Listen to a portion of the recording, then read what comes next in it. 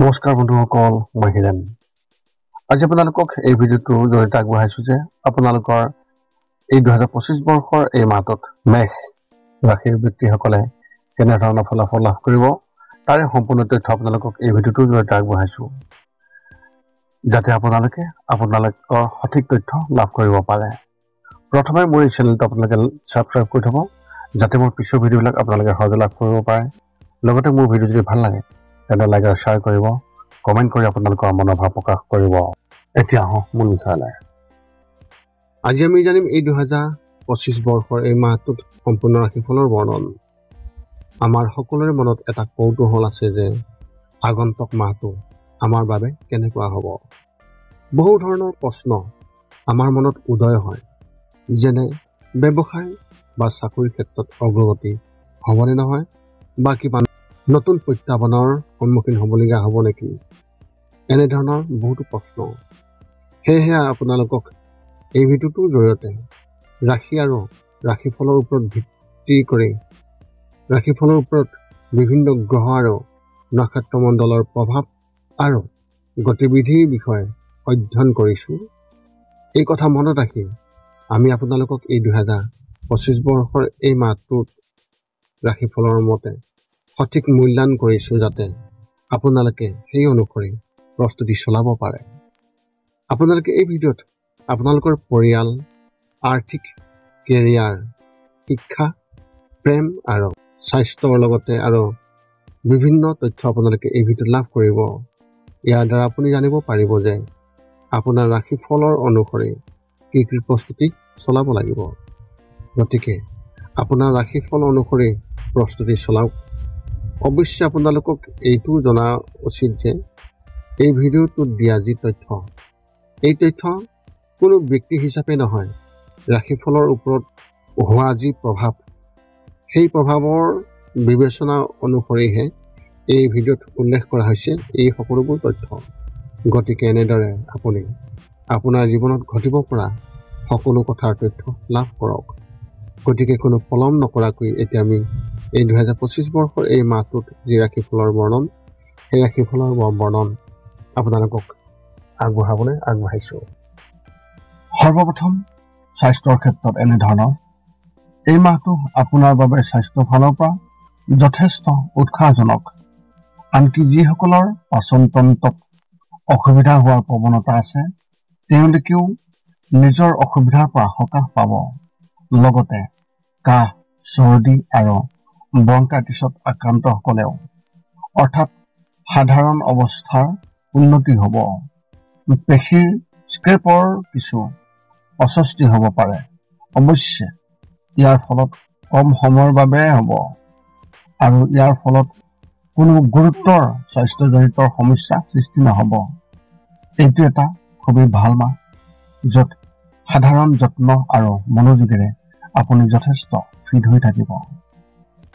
বিত্তীয় ক্ষেত্ৰত ফলাফল এনেধৰণৰ।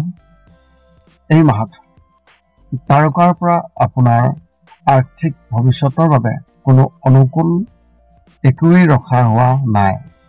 সাধাৰণ আত্মবিশ্বাস আৰু পদক্ষেপে এই মাহত আপোনাক পৰিত্যাগ কৰি প্ৰগতিত বাধাৰ সৃষ্টি কৰিব আৰু স্থবিৰতাৰ সৃষ্টি কৰিব। পৰিস্থিতিৰ চক্ৰটো বহুলাংশে বিস্ফল হ'ব আৰু আপোনালোকৰ বেছিভাগেই ধৈৰ্য ধৰি নিজৰ প্ৰচেষ্টা অব্যাহত ৰখাৰ বাহিৰে একো কৰিব নোৱাৰিব। এই সময়ে পৰিবহণৰ উদ্যোগৰ সৈতে জড়িত ব্যক্তিসকলৰ বাবে বিশেষভাৱে প্ৰতিকূল হ'ব পাৰে। বিনিয়োগ আৰু নতুন উদ্যোগৰ বাবে পৰিৱেশ বহু অনুকূল নহ'ব পাৰে। গতিকে এনে যিকোনো পৰিকল্পনাৰ স্থগিত ৰাখি উন্নত সময়ৰ কাৰ্যকৰী কৰা উচিত। কেৰিয়াৰ আৰু পেছাৰ ভৱিষ্যতৰ যি বাণী, সেই ক্ষেত্ৰত এনেধৰণৰ। এই মাহত আপুনি আপোনাৰ শীৰ্ষত প্ৰদৰ্শন কৰিব আৰু অত্যন্ত সন্তোষজনক ফলাফল লাভ কৰিব। আপোনাৰ চিকাৰীৰ প্ৰবৃত্তি থাকিব আৰু আপুনি একক মনোভাৱৰ দক্ষতাৰে নিজৰ লক্ষ্যত মনোনিৱেশ কৰিব। সফলতাই স্বাভাৱিকতে আপোনাক অনুসৰণ কৰিব। আপুনি নিজৰ লক্ষ্যত উপনীত হ'বলৈ বহু কষ্ট কৰিব। ইয়াৰ অৰ্থ এইটোৱেই যে আপুনি বহুত ভ্ৰমণ কৰিব লাগিব, যিটো সকলোৰে বাবে লাভজনক বুলি প্ৰমাণিত হ'ব। ইয়াৰ বাবে আটাইতকৈ অনুকূল দিশ হ'ল পশ্চিম দিশ। আপোনাৰ দৃষ্টিভংগীৰ দুঃসাহসিকতা থাকিব। বিপদৰ এটা অন্তৰ্নিহিত উপাদানো থাকিব। অলপ সাৱধান হ'ব লাগে আৰু দুঃসাহসিক অভিযানে আপোনাক যাতে আগুৰি ধৰিব নোৱাৰে। এই বিষয়ত কিছু সংযম অতি প্ৰয়োজন হ'ব আৰু আপুনি ইয়াক খুব ভালভাৱে প্ৰয়োগ কৰক। শিক্ষাৰ ক্ষেত্ৰত এনেধৰণৰ আপোনাৰ শৈক্ষিক প্ৰচেষ্টাৰ ক্ষেত্ৰত নক্ষত্ৰৰ পৰা পোৱা শুভ লক্ষণ। ই আপোনাৰ বাবে বহু উৎসাহজনক নহয়। আপোনালোকৰ বেছিভাগে শীৰ্ষত উপনীত হ'বলৈ অতি প্ৰয়োজনীয় প্ৰেৰণা আৰু আৱেগ নাথাকিব। এই ক্ষতি পূৰণ কৰিবলৈ আপুনি নিজৰ ভিতৰতে প্ৰেৰণা বিচাৰিব লাগিব। কিছুমান লোকৰ ওপৰত বিৰূপ প্ৰভাৱ পৰিব পাৰে আৰু শিক্ষক আৰু উৰ্ধতৰ বিষয়াৰ লগত লেনদেন কৰাৰ সময়ত কিছু পৰিমাণে আত্মবিশ্বাসী আৰু জেদী হ'ব পাৰে। ইয়াৰ ফলত শিক্ষণতো বাধা আহিব। যিকোনো প্ৰতিযোগিতামূলক পৰীক্ষাত অৱতীৰ্ণ হোৱাসকলে অতিৰিক্ত প্ৰশিক্ষণ লোৱাটো খুবেই ভাল হ'ব, কিয়নো এইটোৱেই নিৰ্ণায়ক কাৰক হ'ব পাৰে। ভ্ৰমণৰ ক্ষেত্ৰত এনেধৰণৰ ভ্ৰমণৰ সৰ্বোত্তম ব্যৱস্থাৰ এই সময়খিনি খুবেই ভাল, কিয়নো নক্ষত্ৰৰ অৱস্থানে অতি অনুকূল কৰি তুলিছে। আপোনাৰ ব্যৱসায় বা চাকৰিৰ প্ৰয়োজনীয়তাৰ বাবে আপুনি বহু ভ্ৰমণ কৰিব লাগিব। এই যাত্ৰা প্ৰায় সকলোবোৰেই ৰেল বা পথেৰে হ'ব। এই কামবোৰৰ পৰা আপুনি খুবেই ভাল লাভ পাব। আপুনি উদ্যোগ হ'বলৈ অধিক প্ৰবল হ'ব আৰু আপোনাৰ চহৰখনক সকলো দিশতে অধিক লাভজনক কৰি তোলাৰ উপায় বিচাৰিব। ইংগিত পোৱা গৈছে যে আপুনি ব্যৱসায়ৰ বাহিৰেও আন কাৰণত যাত্ৰা কৰিব। পাৰিবাৰিক বন্ধনৰ দিনবোৰ সুখৰ হ'ব। পূব দিশটোৱেই আটাইতকৈ অনুকূল। আপোনাৰ পৰিয়ালৰ ক্ষেত্ৰত অৰ্থাৎ আপোনাৰ পাৰিবাৰিকৰ ক্ষেত্ৰত এনেধৰণৰ এই মাহত আপোনাৰ পাৰিবাৰিক কাম কাজ বহু বিপদ আৰু উত্তেজনাৰে ভৰি পৰিব, কিয়নো নক্ষত্ৰমণ্ডলৰ স্থিতি ইমান অনুকূল নহয়। আপোনালোকৰ মাজত কিছুমানে ভাই ভনীৰ সৈতে তীব্ৰ উত্তেজনাৰ সময়ছোৱাৰ মাজেৰে পাৰ কৰাৰ সম্ভাৱনা আছে। ইয়াৰ ফলত অতি অপ্ৰীতিকৰ পৰিস্থিতিৰো সৃষ্টি হ'ব পাৰে। গতিকে পৰম সংযম বজাই ৰাখক আৰু কোনো ধৰণৰ সংঘাতত লিপ্ত নহ'ব।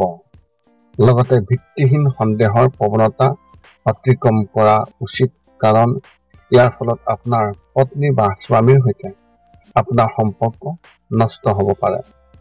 আপোনাৰ দৃষ্টিভংগীত অধিক সহনশীল আৰু মুকলি হ'বলৈ নিজকে অনুশাসন কৰক। শিশুসকলকো অধিক নিৰীক্ষণৰ প্ৰয়োজন হ'ব। তেওঁলোকৰ কাম কাজত আপুনি অধিক সময় আৰু শক্তি খৰচ কৰিব লাগিব। শিশুসকলৰ ক্ষেত্ৰত ফলাফল এনেধৰণৰ এই মাহত আপোনাৰ সন্তানৰ কাম কাজ যথেষ্ট সুকলমে চলিব, কিয়নো নক্ষত্ৰমণ্ডলৰ সংমিশ্ৰণত তেওঁলোকৰ ফলাফলৰ স্থিতি খুবেই ভাল। বেছিভাগ শিশুৱেই পিতৃ মাতৃৰ বাবে সন্তুষ্টিৰ উৎস হ'ব। মনোমোহা আচাৰ ব্যৱহাৰৰ কৰিব। অৱশ্যে অন্ততঃ কিছুমান ব্যতিক্ৰমী প্ৰতিভা প্ৰদৰ্শন কৰিব পাৰে আৰু স্থূল অনুশাসনহীনতাৰ মাজত পাৰ্থক্য ৰাখক।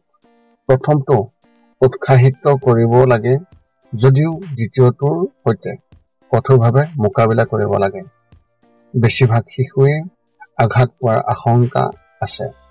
এই ক্ষেত্ৰত সাৱধানতা অৱলম্বন কৰা অতি প্ৰয়োজন। এতিয়া আপুনি সকলো তথ্য লাভ কৰাৰ পিছত এই 5টা কাম কৰিবলৈ আপুনি যিমান পাৰে চেষ্টা কৰক। সৰ্বপ্ৰথমটো হৈছে আপুনি আপোনাৰ শৰীৰটো সুস্থ কৰি ৰাখিবলৈ দৈনিক যোগাসন কৰক, য'ত মূলতঃ 10 মিনিটৰ বাবে ওমকাৰ মন্ত্ৰ, 10 মিনিটৰ বাবে কপালভাতি আৰু 10 মিনিটৰ বাবে অনুলোম বিলোম। ইয়াৰ লগে লগে আপোনাৰ শাৰীৰিক আৰু মানসিক স্বাস্থ্য একেবাৰে নিখুঁত হৈ থাকিব। 2 নম্বৰটো হৈছে ৰাতি শোৱাৰ আগতে নিস্তব্ধ আৰু নিৰ্জন ঠাইত 10 পৰা 20 মিনিট ধ্যান কৰিব লাগে। ইয়াৰ দ্বাৰা 2টা উপকাৰ পোৱা যায়। এটা হ'ল আপুনি ভাল টোপনি পাব আৰু দ্বিতীয়টো হৈছে পিছদিনা আপুনি সতেজ অনুভৱ কৰিব। ধ্যান কৰি থাকোঁতে মধ্যমীয়া শব্দৰ শান্ত সংগীতো আপুনি শুনিব পাৰে। 3 নম্বৰটো হৈছে প্ৰতি মংগলবাৰে পুৱা নিশ্চয় হনুমান চালিচা পাঠ কৰক আৰু হনুমান মন্দিৰ দৰ্শন কৰক, নতুবা আপুনি বিষ্ণু মন্দিৰ দৰ্শন কৰক। ইয়াৰ দ্বাৰা আপোনাৰ আৰু আপোনাৰ পৰিয়ালৰ যিকোনো সদস্যৰ সংকট দূৰ হ'ব আৰু সদায় সুখ আৰু শান্তি থাকিব। 4 নম্বৰটো হৈছে ঘৰৰ বাহিৰত গৰু আৰু কুকুৰক প্ৰতিদিনে আপুনি পাৰিলে খাদ্য খুৱাব লাগে। খাদ্য খোৱাওক আৰু যদি পাৰে চৰাই চিৰিকটি আদিকো খাদ্য আৰু পানীৰ যোগান ধৰক। এই পৃথিৱীখন যিমান আমাৰ সিমানেই সিহঁতৰো। নিতৌ ইহঁতক খুৱাই আমি তেওঁলোকৰ পৰা এক আশীৰ্বাদ লাভ কৰিব পাৰোঁ আৰু আমাৰ ওপৰত থকা গ্ৰহবোৰৰ কুপ্ৰভাৱ দূৰ হ'ব। সদশেষত 5 নম্বৰটো হৈছে আপুনি পাৰিলে মাজে মাজে চৌপাশৰ দুখীয়া ব্যক্তিসকলক আপুনি পাৰিলে সহায় কৰক আৰু ভোকাতুৰ ব্যক্তিসকলক আপুনি পাৰিলে খুৱাবলৈ চেষ্টা কৰক। যদি আপোনাৰ মনত এতিয়াও জ্যোতিষ সম্বন্ধীয় কিবা প্ৰশ্ন আছে তেন্তে আপুনি আমাক আপোনাৰ প্ৰশ্ন এই ভিডিঅ'ৰ তলত কমেণ্ট কৰি অৱগত কৰক আৰু আমি আপোনালোকক সেই প্ৰশ্নৰ উত্তৰ দিবলৈ আমি সকলো সময়তে সাজু আছোঁ। যদি মোৰ ভিডিঅ'টো ভাল লাগিল তেন্তে লাইক শ্বেয়াৰ কমেণ্ট কৰিব আৰু চেনেলটো ছাবস্ক্ৰাইব কৰি থ'ব, যাতে পুনৰ অন্য এটা ভিডিঅ'ৰ জৰিয়তে আপোনালোকৰ লগত সংযোগ স্থাপন কৰিব পাৰোঁ। পুনৰ লগ পাম অন্য এটা ভিডিঅ'ত। আজিলৈ ধন্যবাদ।